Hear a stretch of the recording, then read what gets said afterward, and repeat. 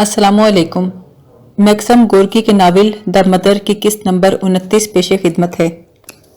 अगले दिन माँ जेल के दफ्तर में पावेल के सामने बैठी थी और मौके की तलाश में थी किस तरह इसे चिट्ठी दी जाए जो उसने उंगलियों के दरमियान छुपा रखी थी। उसने धीरे से कहा, मैं अच्छा हूँ माँ, और तुम कैसी हो? माँ ने कहा, मैं अच्छी हूँ। ये तो मालूम हो गया होगा कि यगोर एवानोविच का इंतकाल हो गया। पावेल ने चौंक कर कहा, अच्छा? माँ बोली, पुलिस ने दफनाते वक्त मारपीट भी की, एक आदमी को गिरफ्तार कर लिया। जेल का नायब ओहदेदार गुस्से में खड़ा हो गया। तुम्हें मालूम नहीं ऐसी बातें करना मना है? सियासत के मुतालिक बात करने की इजाजत नहीं। माँ ने माजरत ख्वाहाना अंदाज में कहा, मैं सियासत पर बात नहीं कर रही, लड़ाई के मुतालिक बता रही थी। बहुत लड़ाई हुई, एक लड़के का सर भी फाड़ दिया। वो बोला, खामोश रहो, कोई ऐसी बात मत करो जिससे तुम्हारा कोई जाती ताल्लुक ना हो।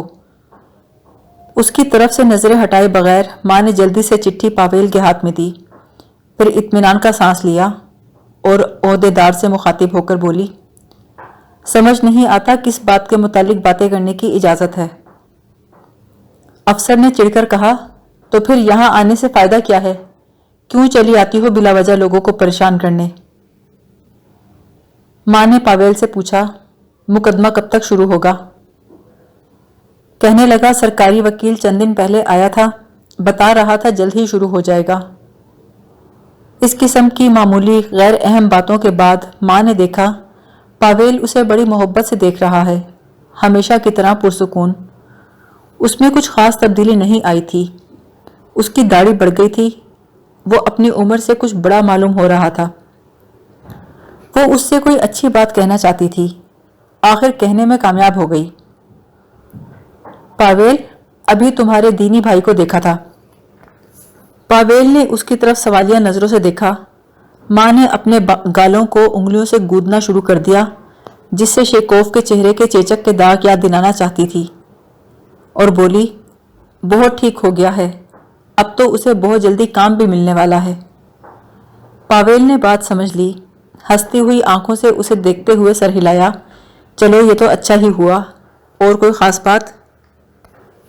चलते वक्त उसने गर्मजोशी से माँ से मुसाफिया किया। घर वापस आई तो साशा उसका इंतजार कर रही थी। वो उस दिन जरूर आती थी जब माँ पावेल से मिलने जाती थी। पावेल के मुतालिक खुद नहीं पूछती थी, माँ खुद ही जिक्र कर दिया करती थी, लेकिन इस बार उसने बड़ी बेचैनी से सवाल किया, कैसा है पावेल? बिल्कुल अच्छा है। चिट्ठी दे दी थी? हाँ, बड़ी होशियारी से दी है मैंने। चिट्ठी पढ़ ली उसने? नहीं, वहां कैसे पढ़ सकता था भला? अरे हाँ, मैं तो भूल ही गई। अब इस बात के लिए एक हफ्ते और इंतजार करना पड़ेगा। तुम्हारा क्या ख्याल है, राजी हो जाएगा? माँ ने कहा, अगर खतरे की बात नहीं तो राजी क्यों ना होगा? साशा ने सरगोशी के लहजे में कहा, मैं तुमसे दरख्वास्त करना चाहती हूँ। मुझे यकीन है वो राजी ना होगा, इसलिए मैं चाहती हूँ तुम उसे राजी करो। उसे बताओ यहाँ उसकी कितनी ज़रूरत है। उसकी सेहत की तरफ से डर लगा रहता है। ये भी तो देखो, मुकदमे की तारीख तक मुकर्रर नहीं की गई। माँ साशा के जज्बात को समझ रही थी। उसने लड़की को सीने से लगाकर कहा, वो अपने सिवा किसी की बात ना सुनेगा, किसी की भी नहीं। साशा बोली, तुम ठीक कहती हो। अच्छा चलो, बीमार को खाना खिलाते हैं। वो उस लड़के के बिस्तर के पास आकर बैठ गई। माँ ने बड़ी मोहब्बत से पूछा, सर में दर्द तो नहीं हो रहा? बोला, कुछ कमजोरी सी महसूस हो रही है। माँ ने पूछा, तुम्हारी उम्र क्या है? 17 बरस। माँ बाप कहाँ रहते हैं? मैं 10 बरस का था तब से यही हूं, स्कूल की तालीम खत्म करके शहर भाग आया। तुम्हारा नाम क्या है कॉमरेड? जब भी कोई माँ को इस लफ्ज से मुखातिब करता, माँ को हंसी आ जाती। उसने मुस्कुराकर कहा, क्या करोगे मालूम करके? लड़के ने कुछ देर खामोशी के बाद कहा, हमारे हलके में हमारा एक सीनियर तालिबे इल्म था, वो हमें किताबें पढ़कर सुनाया करता था। उसने हमें एक मजदूर पावेल विलासोव की मां के मुतालिक बताया था। लड़का बड़े फख्र से कह रहा था, पावेल विलासोव वो आदमी है जिसने हमारी पार्टी का परचम पहली बार खुल्लम खुल्ला बुलंद किया। मैं उस वक्त वहां मौजूद नहीं था, लेकिन तुम देखना अगले साल मुजाहिरे में मैं जरूर होऊंगा। हाँ, तो मैं तुम्हें बता रहा था, 1 मई के मुजाहिरे के बाद पावेल विलासोव की मां उस पार्टी में शरीक हो गई। लोग कहते हैं बड़े गजब की औरत है। मां मुस्कुराई। लड़के की जबान से तारीफ सुनकर उसे अच्छा भी लगा और फख्र भी महसूस हुआ। वो कहना चाहती थी, मैं हूं उसकी मां, लेकिन उसने इन अल्फाज को रोके रखा और लड़के की तरफ झुककर कहा, खाना खा लो। अपने मकसद की खातिर तुम्हें जल्दी से अच्छा हो जाना चाहिए। घर का बैरूनी दरवाजा खुला तो भीगी हुई हवा का झोंका अंदर आया। मां ने सर उठाकर देखा तो सोफिया खड़ी मुस्कुरा रही थी। कहने लगी, अभी खुफिया पुलिस वाले मेरे जिलू में चलते हैं, गोया मुझे कोई जागीर मिलने वाली है। और लड़के, तुम्हारी तबीयत कैसी है? सुनाओ मां, पावेल की क्या खैर खबर है? मां सोफिया के साथ खाने के कमरे में चली गई। सोफिया बोली, एक बार फिर तुम्हें गांव जाना पड़ेगा। मां ने कहा, अच्छी बात है, कब? बोली, जैसे ही पर्चों की कापियां तैयार होंगी तब। इस बार घोड़ा गाड़ी ले लेना और दूसरे रास्ते से जाना। मां ने कहा, दूसरा रास्ता तो बहुत दूर पड़ता है और फिर घोड़ा गाड़ी का किराया बहुत महंगा होता है। निकोलाई एवानोविच ने कहा, सच तो यह है मैं इस बार तुम्हारे जाने के खिलाफ हूं। हालात ठीक नहीं हैं, बहुत गिरफ्तारियां हो चुकी हैं, किसी टीचर को गिरफ्तार भी किया गया है। बड़ी एहतियात की जरूरत है, बेहतर है थोड़े दिन इंतजार कर लें। सोफिया ने कहा, उन लोगों को किताबों और पर्चों का पहुंचते रहना बेहद जरूरी है, वरना समझेंगे कि तहरीक खत्म हो गई। तुम्हें जाने में डर लगता है नलोना? मां ने कहा, मैं पहले कभी डरी हूं? पहली बार गई थी तो डर नहीं लगा, और अब तो। जुमला पूरा किए बगैर उसने सर झुका लिया। जब उससे पूछा जाता था, क्या तुम्हें डर लगता है, क्या तुम्हें इस काम से तकलीफ तो ना होगी, तो उसे लगता ये सब लोग उससे अलग किस्म का बर्ताव करते हैं। वो बोली, ये सवाल क्यों किया कि मुझे डर लगेगा या नहीं?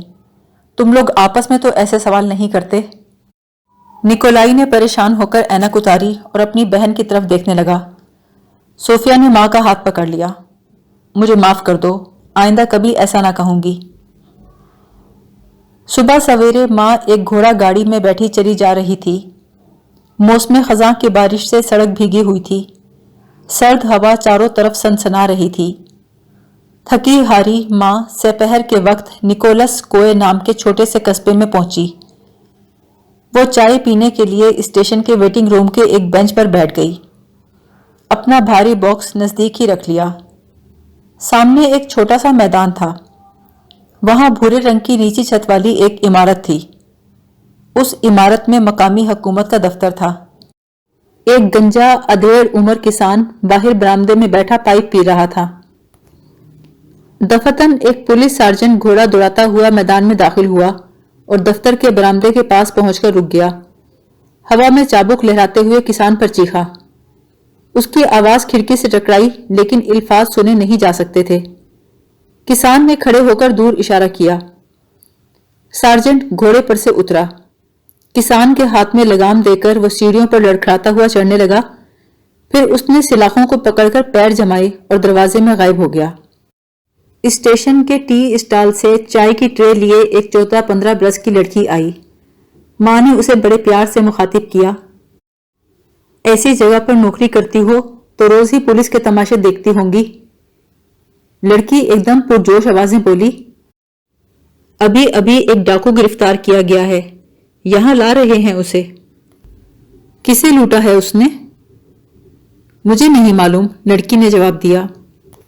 मां ने खिड़की में से देखा, मैदान में किसान जमा होते जा रहे हैं। कुछ आहिस्ता आहिस्ता संजीदगी से आ रहे थे, कुछ दौड़ते हुए आ रहे थे।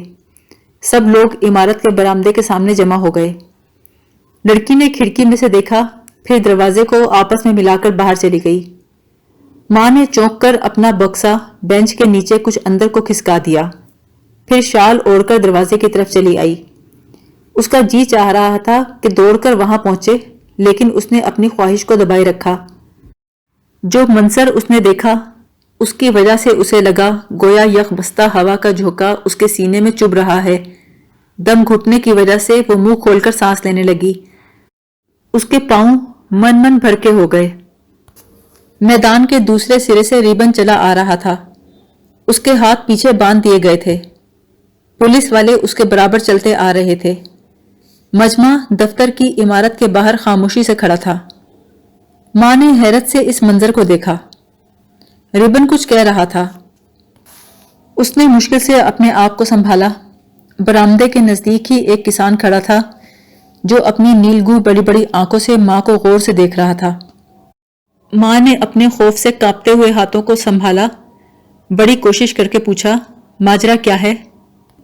کہنے لگا، خود ہی دیکھ لو۔ مجمع کافی بڑا تھا لیکن لوگ خاموش تھے۔ دفعتاً ریبن کی آواز بلند ہوئی، ایمان والوں، تم نے ان پرچوں کے متعلق تو سنا ہوگا جن میں ہم کسانوں کی زندگی کے متعلق صحیح باتیں لکھی گئی ہیں۔ انہی پرچوں کے لیے مجھے گرفتار کیا گیا ہے۔ ماں کے دل میں ویرانی اور اداسی کے ڈھیر لگ گئے تھے۔ وہ یہاں ریبن سے ہی تو ملنے آئی تھی۔ وہ کہہ رہا تھا، وہ تمام پرچے میں نے ہی لوگوں میں تقسیم کیے تھے۔ اس کی آواز میں اطمینان و سکون تھا۔ اس کا چہرہ زخمی تھا۔ ماں کی خواہش تھی وہ اسے ایک بار دیکھ لے۔ ریبن پھٹی ہوئی آواز میں بولا، کسانوں، ان پرچوں میں جو کچھ لکھا ہے بالکل سچ ہے۔ مجھے مارا گیا ہے، اذیت دی گئی ہے، اور پوچھتے ہیں کہ مجھے پرچے کہاں سے ملے۔ مجھے پھر مارا جائے گا۔ ہو سکتا ہے مجھے زندگی سے ہاتھ دھونے پڑیں، لیکن سچائی مجھے دنیا کی ہر چیز سے زیادہ عزیز ہے۔ پولیس سارجنٹ برآمدے سے نکلا، ریبن کے بالوں کو مٹھی میں پکڑ لیا۔ ماں نے لاچار ہو کر اپنا سر جھکا لیا۔ ریبن کی آواز ایک بار پھر بلند ہوئی، دوستوں، ذرا دیکھو۔ سارجنٹ نے اس کے کان پر گھوسا مارا، بولا، خاموش رہو۔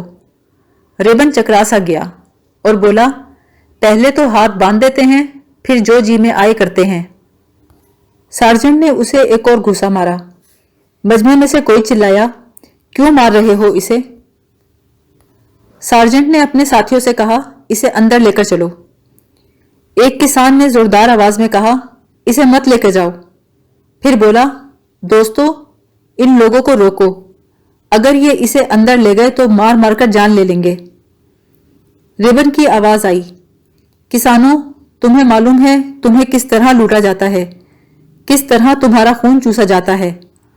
ہر چیز تمہاری ہے اس دھرتی پر، تم سب سے بڑی طاقت ہو، لیکن تمہارے حقوق کیا ہیں؟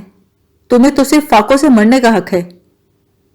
لوگوں نے چیخ چیخ کر ایک دوسرے کی بات کاٹنا شروع کر دی۔ یہ بالکل سچ کہہ رہا ہے، ہم کسی کو اس پر ہاتھ نہیں اٹھانے دیں گے۔ ریبن نے پرسکون بھاری آواز میں کہا، ان رسیوں سے میرے ہاتھ کٹے جا رہے ہیں، میں بھاگ تو نہیں جاؤں گا۔ کسی نے کہا، اس کے ہاتھ تو کھول دو۔ مجمع میں سے کچھ لوگ آگے بڑھے، انہوں نے ریبن کو گھیرے میں لے لیا۔ کسی نے اس کے ہاتھ کھول دیے۔ کہنے لگا، شکریہ دوستو، اگر ہم ایک دوسرے کے ہاتھ نہ کھولیں گے تو پھر کون کھولے گا؟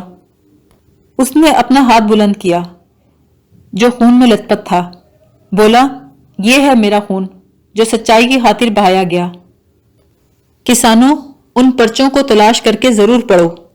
اگر یہ پادری اور پولیس والے کہیں کہ یہ پرچے پھیلانے والے لوگ دہریے اور باغی ہیں تو ان کی باتوں پر یقین مت کرنا۔ ایک شخص نے ریبن سے پوچھا، تمہاری مخبری کس نے کی ہے بھائی؟ اس نے جواب دیا، پادری نے۔ پولیس آفیسر پہنچ گیا تھا۔ وہ ایک دراز قد بھاری بھرکم آدمی تھا۔ اس نے ترچھی ٹوپی پہن رکھی تھی۔ مجمع نے اسے راستہ دیا۔ لوگوں کے چہرے پر اداس سی مظلومیت آ گئی۔ اس نے سامنے آ کر کہا، ہاتھ کیوں نہیں باندھے گئے اس کے؟ ایک سپاہی نے جواب دیا، ہاتھ باندھے ہوئے تھے، لوگوں نے کھول دیے۔ پولیس افسر نے لوگوں کی طرف دیکھا، پھر کہا، کون لوگ ہیں وہ؟ اس نے سامنے موجود ایک کسان کی داڑھی کو ہاتھ سے پکڑ لیا۔ یہاں سے چلے جاؤ ورنہ وہ پٹائی کروں گا کہ یاد کرو گے۔ وہ لوگوں کو مارنے لگا، ایسے مار رہا تھا جیسے معمول کی بات ہو۔ لوگ نظریں جھکائے اس کے سامنے سے ہٹتے گئے۔ پھر اس نے اپنے سپاہیوں سے کہا، تم کس مرض کی دوا ہو؟ ہاتھ باندھو اس کے۔ ربن نے زور سے کہا، میں ہاتھ نہیں بندھواؤں گا۔ او بھائی، نہ میں بھاگنا چاہتا ہوں نہ لڑنا چاہتا ہوں، پھر کیوں میرے ہاتھ باندھتے ہو؟ پولیس افسر نے اس کے نزدیک آتے ہوئے کہا، کیا کہا؟ ربن نے اونچی آواز میں کہا، میں نے یہ کہا ہے، لوگوں کو بہت کچل چکے ہو جنگلیوں، تمہارا وقت بھی آنے ہی والا ہے۔ پولیس افسر نے جنون میں ربن کے منہ پر زور سے تماچا مارا۔ ربن نے کہا، تم گھوسوں اور مکوں سے سچائی کو ختم نہیں کر سکتے، مجھے مارنے کا تمہیں کوئی حق نہیں کتے۔